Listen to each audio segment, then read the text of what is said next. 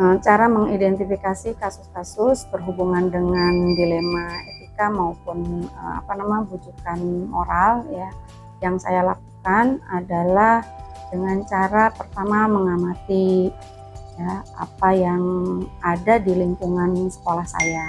Kemudian setelah diamati, kemudian dibuatkan satu catatan-catatan tertentu ketika ada. Kemudian yang berikutnya itu ada juga laporan-laporan dari baik itu siswa, tenaga pendidik maupun tenaga kependidikan. Itu dalam rangka mengidentifikasinya ya.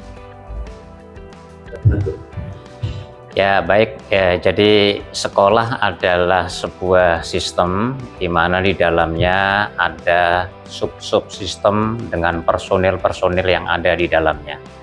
Nah oleh karena itu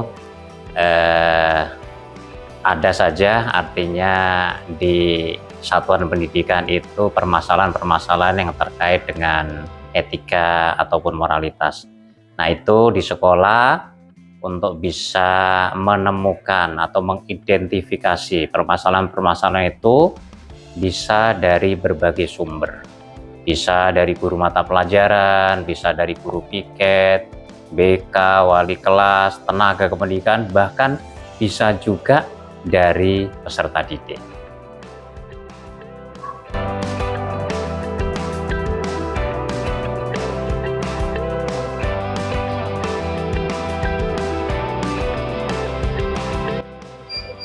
Dalam cara pengambilan keputusan ketika ada kasus itu berhubungan dengan sama-sama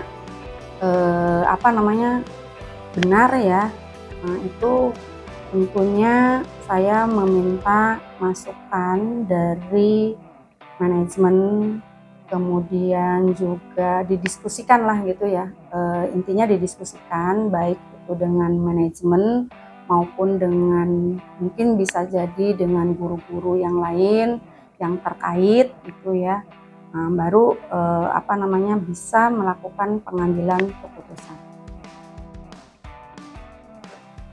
Baik, biasanya di sekolah, di satuan pendidikan ketika ada masalah maka harus diselesaikan, itu kuncinya, harus diselesaikan. Nah siapa yang menyelesaikan? Itu biasanya kita menyelesaikannya tidak sendirian tetapi dengan tim-tim terkait.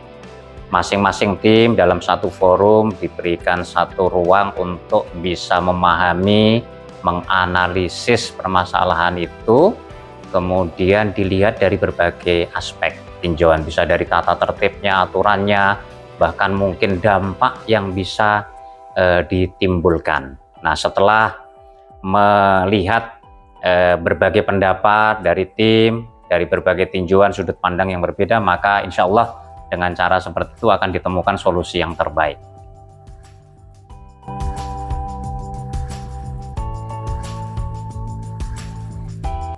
Langkah-langkah prosedur yang dipakai atau dilakukan ketika dalam pengambilan keputusan, ketika misalnya kasus itu berkaitan dengan siswa, tentunya ada langkah atau prosedur yang harus dipakai. Yang pertama itu lewat guru, kemudian ke wali kelas, kemudian dengan BK, kemudian dengan kesiswaan, nah baru ke saya sebagai pimpinan di sekolah.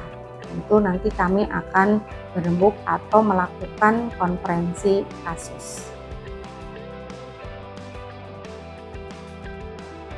Dalam pengelolaan sekolah, begitu ya, dalam pengelolaan sekolah, di mana policy yang diambil biasanya tentu dibutuhkan satu teamwork ya, teamwork yang kuat, yang solid,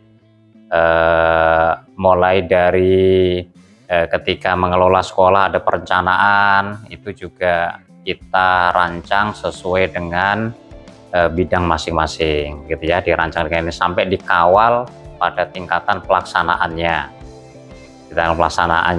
kemudian eksekusi programnya sampai kepada pertanggungjawabannya. Ya.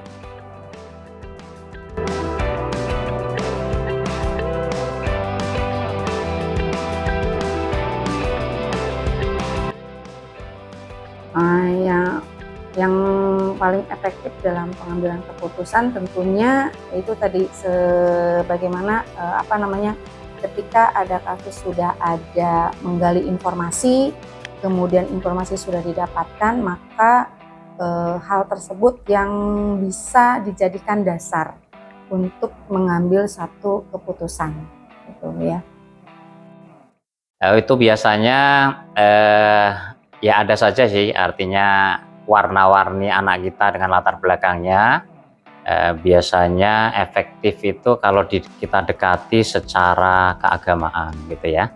Kita dekati melalui religion approach, pendekatan agama, begitu. Bahkan kita ingatkan akan peran daripada anak. Biasanya agak tersentuh anak itu kalau dikaitkan dengan perannya sebagai anak, dihubungkan dengan orang tua yang telah melakukan banyak jeripaya untuk ke masa depan anak-anaknya, itu biasanya lumayan efektif di situ. Ya.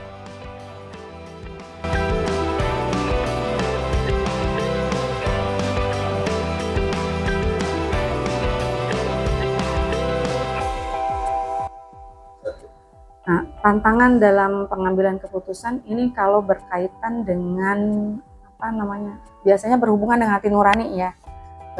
Misalnya seperti kasus contohnya ketika saya mengambil keputusan ada seorang karyawan atau pegawai pendik kami yang pada saat itu sering nggak masuk, kemudian ditanyakan katanya sakit, kemudian katanya sakit tapi tidak menyertakan surat keterangan dokternya. Di satu sisi beliau ini nggak masuk-masuk berarti kan mengganggu kinerjanya beliau. Di satu sisi juga kalau misalnya saya ingin menghentikan atau istilahnya tidak dilanjut kontraknya gitu, maka hati nurani bermain karena masalahnya adalah dengan penghasilan orang yang bersangkutan. Nah, itu adalah merupakan tantangan yang harus saya ambil. Bagaimana di satu sisi dilema ya, itu dilema antara satu sisi kemanusiaan, satu sisi pekerjaan di sekolah juga terbengkalai kan gitu ya. Karena juga itu akan menimbulkan kecemburuan sosial bagi karyawan yang lainnya. Ini itu. Ya, tantangan di dalam mengambil keputusan itu biasanya ada banyak hal. Misalnya kita butuh adanya daya dukung, bukti-bukti yang kuat, kemudian diperlukan adanya daya dukung dari orang tua, termasuk teamwork yang solid, yang kompeten, yang bertanggung jawab, gitu ya. Jadi itu kadang-kadang juga tantangan yang lainnya adalah ketika sekolah mencoba untuk mengambil policy, keputusan terkait dengan kebaikan anak-anak, yang kita rasakan daya dukung dari masyarakat, orang tua atau instansi tertentu kadang-kadang ya kurang mensupport ya kebijakan yang diambil oleh sekolah. Itu tantangannya sebenarnya.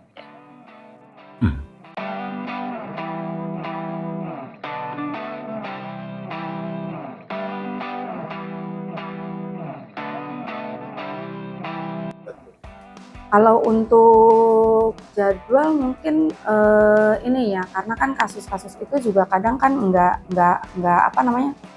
kadang insidental juga, tetapi untuk evaluasi mungkin ada ya.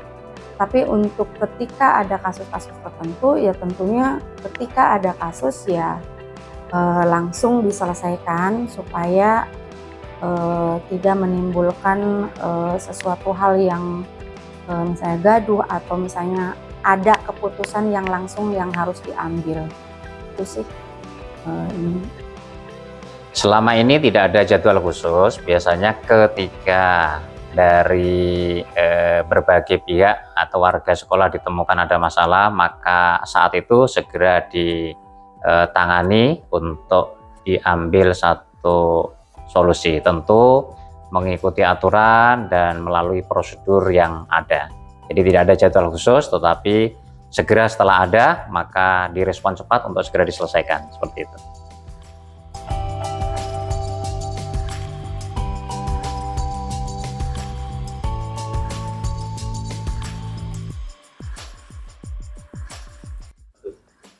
Dalam pengambilan keputusan tentunya banyak faktor ya yang mempermudah saya, yaitu dibantu juga oleh dewan guru, kemudian juga wali kelas termasuk di dalamnya itu kalau terkait dengan siswa ya, kemudian ada BK, bimbingan guru bimbingan konseling, kemudian juga kesiswaan gitu ya.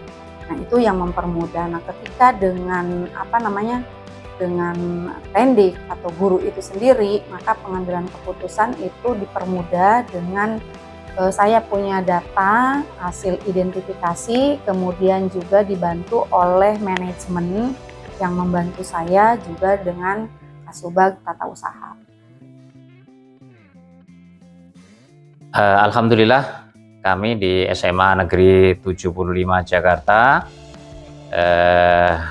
dalam mengambil satu policy apapun ya terkait dengan bidang apapun itu alhamdulillah kita mempunyai tim yang solid, kompeten, kemudian responsif dan bertanggung jawab. Disitulah itu menjadi satu modal yang besar bagi kami sehingga apapun permasalahan yang ada di sekolah kita kawal bersama, kita selesaikan bersama. Jadi tim yang solid, yang kompak, yang dedicated, yang bertanggung jawab seperti itu.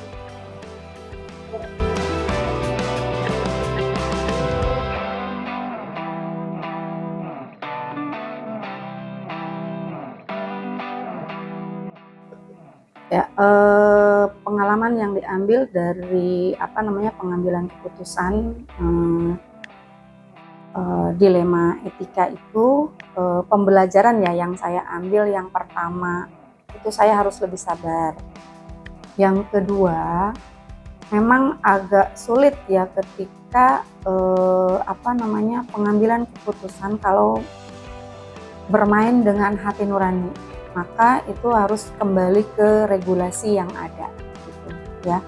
Mungkin itu sih yang paling berat sih, itu yang berkaitan dengan kalau misalnya udah bermain nih hati nurani gitu ya.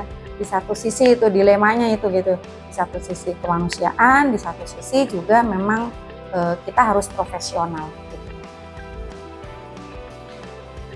Pelajaran yang bisa diambil bahwa kita ini di sekolah kan punya misi yang edukatif ya. Jadi warna-warni anak kita, latar belakang keluarganya, masyarakatnya itu adalah menjadi tantangan bagi kita semuanya. Nah, oleh karena itu input yang beragam itu tadi menjadi tantangan bagi sekolah bagaimana bisa melakukan pendekatan sedemikian sehingga pada akhirnya akan lahir output yang qualified.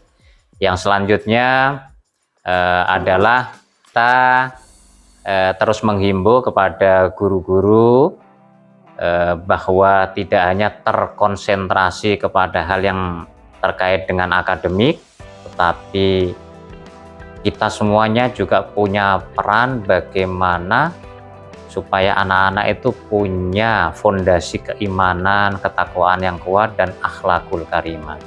Seperti itu.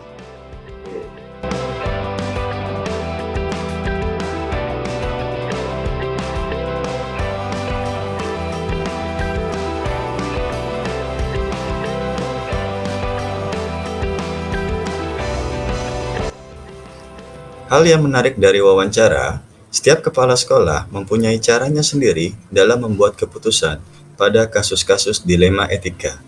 Namun, dalam wawancara tersebut belum menerapkan 9 langkah pengujian dalam pengambilan keputusan.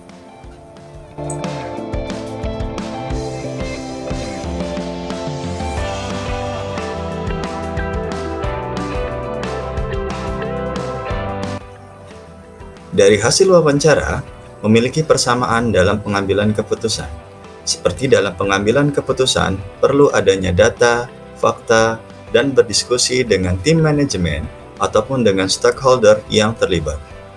Sedangkan perbedaannya lebih kepada tantangan yang dihadapi, seperti bertentangan dengan hati nurani antara peraturan yang berlaku.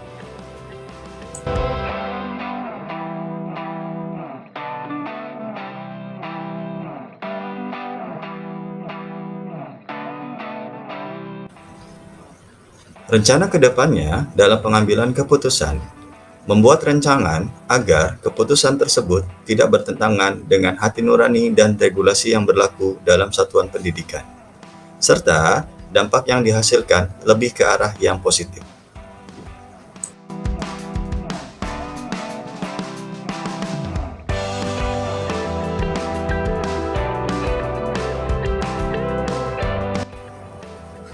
Dalam membuat suatu keputusan, dilema etika yang akan saya lakukan adalah berusaha menganalisa terlebih dahulu kasus yang saya hadapi dengan 9 langkah pengujian.